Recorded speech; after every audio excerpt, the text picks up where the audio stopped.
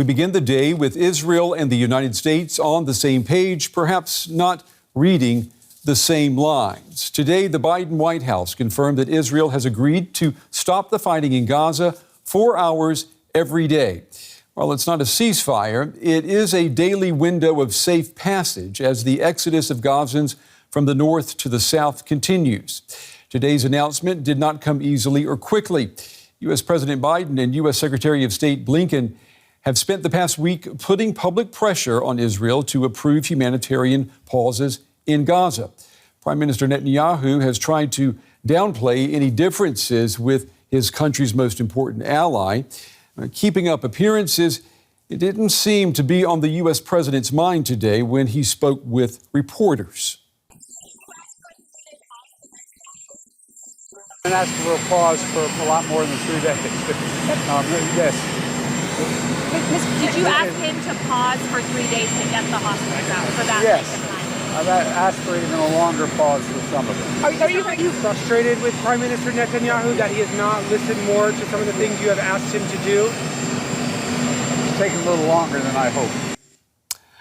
Well, Biden's patience may be somewhat thin, but he and his administration remain on message that the U.S. stands with Israel in its goal of defeating the terror organization responsible for the October 7th massacre of 1,400 people. Israeli forces are moving ever deeper into Gaza City, targeting again and again what they say is the heart of Hamas. Fighting their way through the Gaza Strip, the Israeli army released these images showing its soldiers operating inside the territory. Israel says its forces, supported by airstrikes, have been targeting Hamas's anti-tank positions. The advance into the heart of Gaza City comes with a heavy price for Palestinian civilians. The flow of injured to the Al-Shifa hospital, Gaza's largest, continues, with some of the new arrivals sharing what they went through. We were trying to flee to the south. As soon as we got to the street, a tank hit us. More civilians have fled fighting and airstrikes in northern Gaza. The UN says the bombardment has displaced about 2/3 of Gaza's nearly 2.5 million residents. On Wednesday alone, at least 50,000 are estimated to have walked along an evacuation route to the already overwhelmed southern part. Israel claims Hamas is trying to stop them.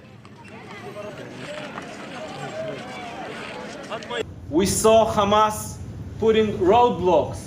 We saw Hamas lying about Israel killing people when they are on the way to the south. We saw Hamas does everything in our power that the civil population will stay in the battlefield. Israel says Hamas leaders are hiding in Gaza's underground tunnel system. At least some of the nearly 240 hostages taken by the group are also believed to be there. Israeli leaders say the ground offensive will continue until they are released and the terrorist group is destroyed. That means more Gazans are likely to be caught in the crossfire. All right, for the latest now, let's go to journalist Sami Sockol. He's in Jerusalem for us.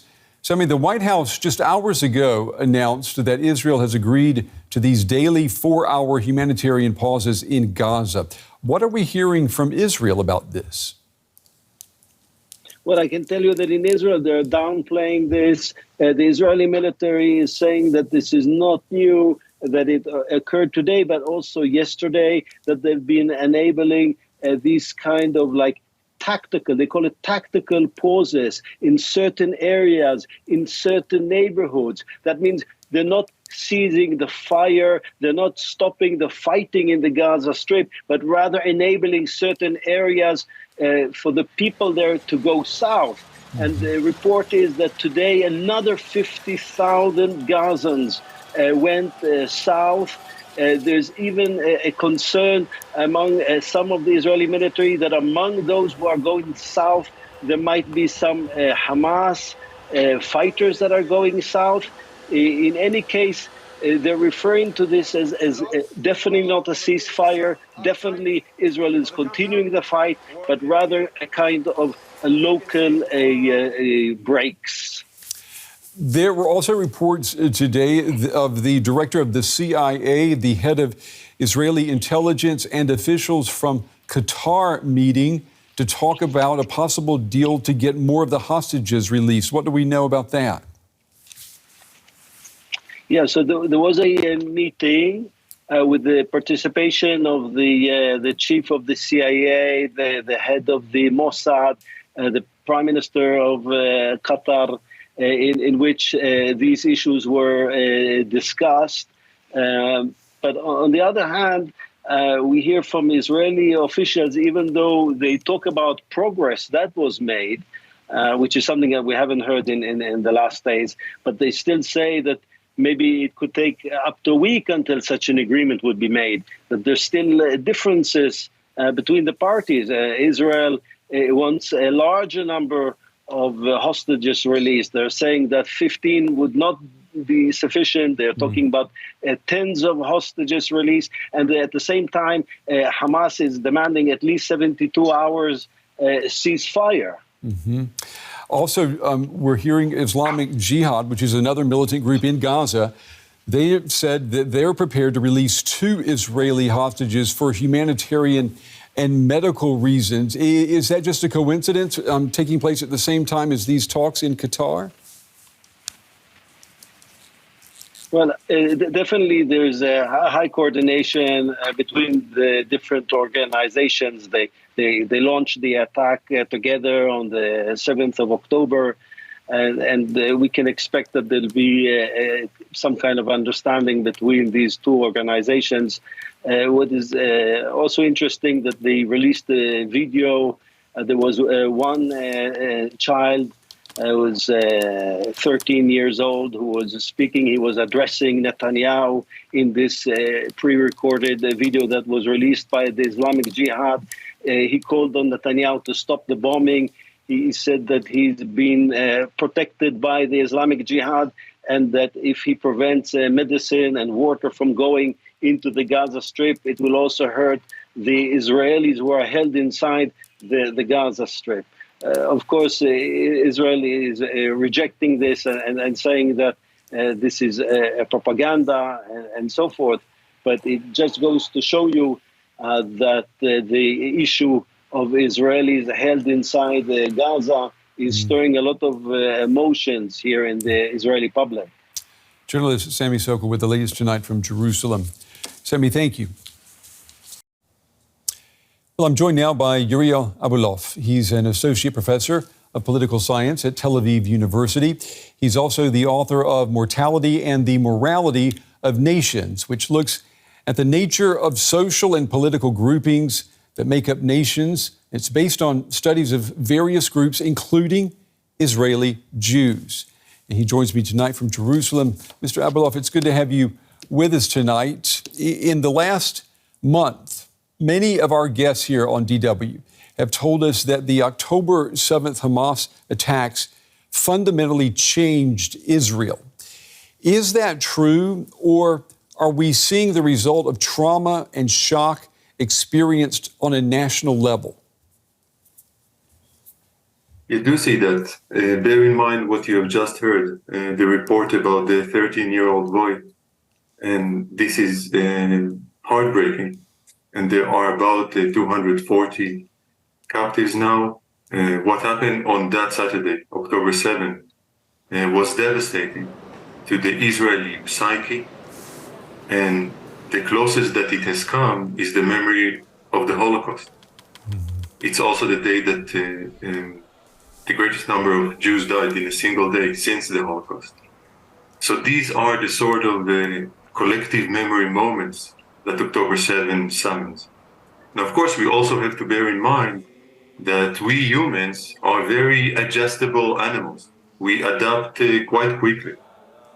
And this is to a certain extent true in Israel too, especially when you look at Israeli civil society that has responded remarkably well to the challenge of October 7th.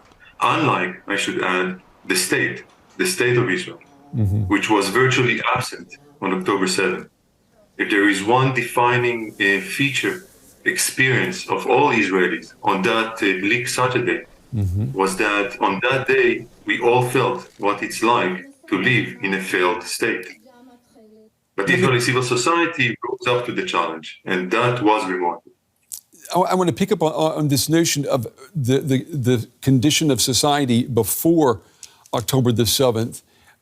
It seemed that before the terror attacks, Israel seemed to be riven by deep disagreements, particularly on judicial reform that was being pushed through by the government under Benjamin Netanyahu. Are those types of wedge issues that were being pushed by the government, are they now gone? I mean, is Israel united now in a way that it wasn't before the attacks? No, it's not. It's united with a certain very specific cause, which is to fight Hamas. At least the overwhelming majorities of Israelis are. But Israeli society by no means is a united society. And look, this is the result of a 30-year with Benjamin Netanyahu. In many ways, by the way, the massacre of October 7th is the result of 30 years of a tacit alliance, I would say. A tacit alliance between Netanyahu, whom you now see, and Hamas. They have been helping each other continuously throughout those decades. And this is partly due to Netanyahu's ongoing policy of divide and rule. And Netanyahu has been using this policy of divide and rule not only vis-a-vis the West, the US in particular, and the Arabs in general, and the Palestinians, between the West Bank and the Gaza Strip, between the PLO and Hamas, but also within Israel itself. Netanyahu has been ruling by dividing people again and again and again. And it has reached a climax in 2023. For 9 months, Israeli civil society has been struggling to keep Israel a democracy against Netanyahu's government and his cronies' attempt to turn it into a theocratic dictatorship. And I don't think it's over. His ministers are still there. They are wreaking havoc in the West Bank. They harbor certain messianic ideas about what's to come as a result of the war. And all of this is part of the struggle of Israeli liberals, and perhaps many Israelis beyond the liberal camp, who realize now the sort of tremendous damage Netanyahu has wreaked. What you say is very powerful. I mean, you're basically saying that Benjamin Netanyahu, as a political leader, is partly responsible for the monster, as it's been called, that came across the border into Israel on October 7th. I know that the polls show there is deep distrust in Netanyahu at the moment. If his hold on power does not survive this war, what happens then to Israeli society in a post-Netanyahu world? There will have to be a lot of healing, and a lot of courage, a lot of courageous exploration of the possibility to go beyond those strategies of dividing and ruling the people. And I think a lot depends on our capacity, the capacity of ordinary citizens from all walks of life to come together. Jews and Arabs, religious and secular, Ashkenazi and Mizrahi, to those of you familiar with the Israeli discourse. All of those rifts that Netanyahu has been building his whole political career around, we will have to find a way to build bridges about it. And it's going to be a tremendous task. And I think that we will need all the possible help we can get. Yeah. And the possible help come also from the outside. You know, what you're saying there is that Israel is a pluralistic society. It has lots of different opinions. Will the country be able to find it within itself to move to a two-state solution, even if that means giving up settlements, territory in the West Bank, with the risk that doing that will be seen as a victory for Hamas?